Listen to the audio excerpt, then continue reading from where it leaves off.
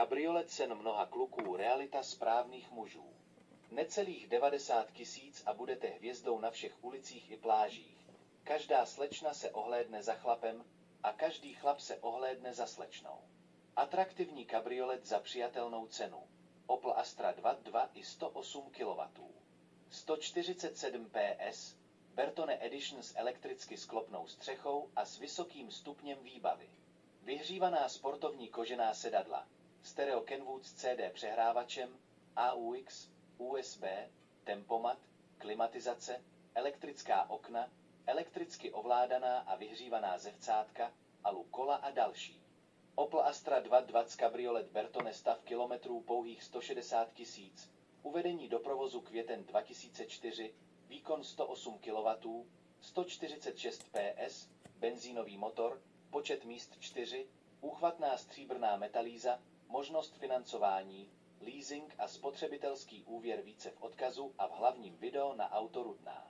Manuální převodovka, 5 rychlostních stupňů, 4x airbag, ABS, posilovač řízení, manuální klimatizace, tempomat, elektronová kola, pilní, Euro 4, palubní počítač, nastavitelný volant, multifunkční volant, okna v elektrice, plnohodnotné rezervní kolo, elektrická nastavitelná zrcátka, imobilizér, centrální zamykání, potahy sedadel z kůže, vyhřívaná sedadla, výškově nastavitelná sedadla, polohovací sedadla, ostřikovače světlometů, mgihovky, USB, AUX, autorádio, CD přehrávač, venkovní teploměr, vyhřívaná zrcátka, tónovaná skla, schónovací střecha, přední pohon, podélný posuv sedadel, výsuvné opěrky hlav.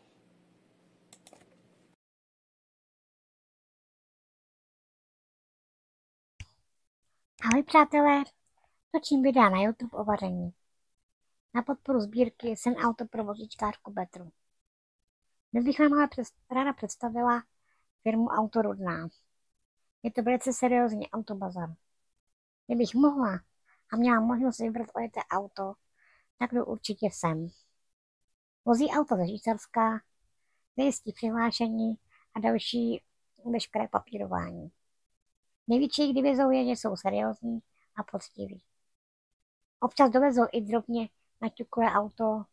Opravu si může zajistit sám nový majitel, ale jsou schopni opravu zajistit. Ale až potom se nový majitel na vlastní oči přesvědčí, že nejde o závažné poškození.